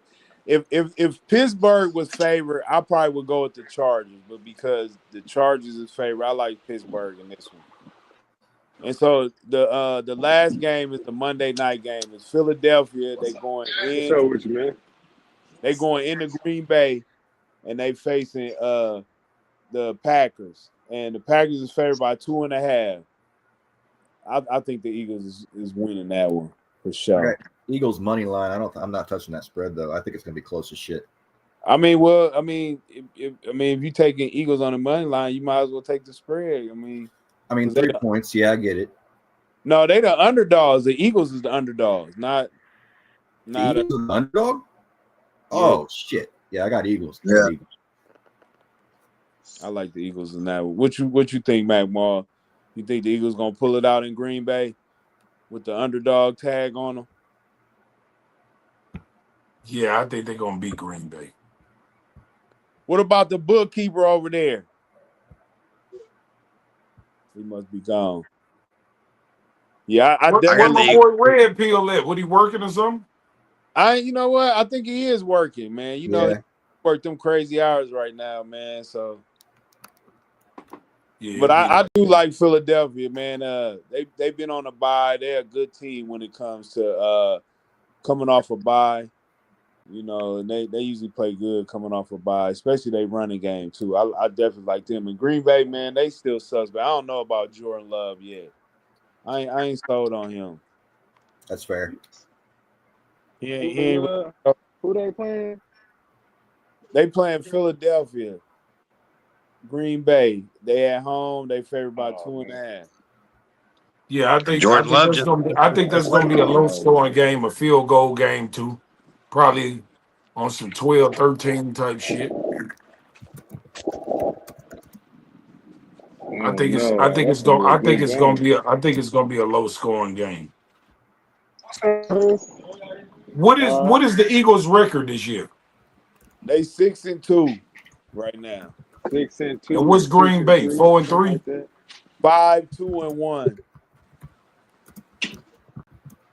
What you mean 5-2-1? They got a tie, so they got How 5. you get a tie? They tied with Dallas. How you get a tie in football? I didn't know you get ties in football. How you do that? That's stupid. Man. Where you been at? You play to an overtime and don't. If it goes, time runs out in overtime and it's tied, then it ends. It's dumb as hell. Oh, so it's only one overtime? Yeah, it's a bad setup in the NFL. Oh, I didn't know that. Shit. Man, they've been Dallas has a changing tie the this year. overtime rule for I don't know how long. I just found out they giving both teams a chance to score even when they score a touchdown, which is crazy. And they're probably going to change it again this offseason. You mean in overtime? Yeah, college is much better. It's you play an actual quarter of football, and whoever scores first wins the game. That's how it used to be, but that's how it used to be. To be. Yeah, they didn't want it to be like that. The only way it don't end in the tie is in the playoffs. They keep going until somebody wins. Yep. Which is already stupid because why have different rules for the regular season than the playoffs? So it's all stupid. Because they don't want the regular season games to last 4 or 5 hours. Well, I got one more for y'all. All right.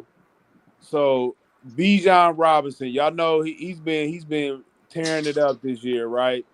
So when I asked last y'all, 2 games, you saying 2 games? No, I said except for the last 2 games. Okay. So I want to ask y'all, who do y'all think he reminds y'all of? LaDainian Tomlinson. Really? Why you say that? Because he do it all. He catch it out the backfield. He run it. He do it all. That's the first thing I think of when I see him. And like he got a spin. He kind of move like him. He remind me of him. That's what I be seeing. And I checked him out. So sure. If Jonathan Taylor didn't exist, I think Bijan would be the best running back in the league right now. So. Right. Really? So who do you remind you of? He probably is. Yeah, he's right there. Why you think Jonathan Taylor the best running back? Because of what he's doing with his stats and what he's doing for the team. Yeah, I mean, I would give it to him because he's been doing it for a little while. But stats don't always tell you the truth. I mean, he is the truth, though. He is. He proven himself. But I don't know if he better. Yeah, I would say he better than Bijan Robinson. Yeah, mind you, Bijan Robinson and JT are at the top of my list. There's like 3 or 4 spaces below them with nobody on it. So you think Taylor the best running back in the league? Who better than him right now? Yeah. Saquon Barkley, fools? Come on, man. Yeah. No, he's super skilled, but he's not having that year right now. Yeah. Come on, but is he still better than Saquon? This year. Saquon been doing it ever. He's been doing it just as long as Taylor. I don't know, man. We can have that conversation. Hey, listen, man. I just be thinking this. I love y'all, but y'all be real biased with the coach shit. But I love it, though. I love it. Who be biased, man? That'd be real facts. Shut the fuck up. Go on YouTube right now and look up best running back in the league, and I bet it's Jonathan Taylor from a lot of sources. Wait a minute, Eli. Y'all Colts fans. No, it ain't, man. Eli, man. When you think of Bijan Robinson, who you think about? Who comes to mind? He said we biased. I mean, the guy he works with in the offseason, Christian McCaffrey, is definitely right there. But if you want to talk about like somebody from the past, he reminds me of old school, like Brian Westbrook from the back with the Eagles a while back. Man, he's way better than Brian Westbrook, stiff ass. No, I'm just saying, I know he is. I'm just saying that's what he reminds me of. Right. It's like a upgraded steroid, or not really steroid. Yeah, just on his optics, what he looks like on the field, how he plays. Man, hold on, man. We need to get back to this Jonathan Taylor, man. Why you ain't giving him no love, man? What's really going on, man? Yeah, no flowers for JT. We losing you over here, man. What the hell? I can't hear him. I know you're not better than Saquon, man. Okay. Because, hey, he not better than Saquon Barkley, and he not better than Christian McCaffrey. He ain't put in enough work. He ain't put in enough work or none of that more than them guys. All right, just period, point blank. Would you have a problem with Jonathan Taylor being the top nod in the MVP? No, he in the MVP discussion without a doubt. Saquon? Right now, no. But What about? But he still that don't make him better. Like, come on. No, man. I'm talking about this season. LeBron James got more points than Michael Jordan, but he ain't better. I'm just talking this season. Jonathan Taylor is the best running back in the NFL this season. I don't think so. Who better than him right now? Yeah, I mean, we have to agree to disagree. I say Saquon Barkley is still the best running back in the league, bro. You think just because 1 year he lose it like that? His team is still I'm not a top saying team. that. I'm saying this season. His team is still a top team. His team is predicted to go to the Super Bowl more than your team. Okay, he already know how to win more than your guy. Your guy ain't ready. That's all. He's a hater. Ready. Let me go clock in real fast. Hold on. We finna fuck out. He a hater though, man. He a hater. He don't want to give Jonathan Taylor his props though, but that's all right. Won't need him to give him no props though. For real, because we know what's up, man. Definitely. We know Jonathan Taylor's the best running back in the league. That's right. He's always gonna be a beast. That's right. But man, hey, I want to salute to all of y'all, man, for being on this podcast. Man, I heard that bullshit. Man, that's good. That's good, man. Be quiet, man. We trying to leave now. Shut your ass up. What's up, fellas? Shut your ass up. This man supposed to be at work. Anyway, man, appreciate y'all, man. Like and subscribe, man, to YouTube channel. Let you know football, man. I definitely appreciate y'all coming on, man. Appreciate Mac Mall, P, Bookkeeper, Eli, man. Appreciate all y'all, man, for stopping through, man. Yes, Let you know podcast out. Got you. See y'all next week. Next week.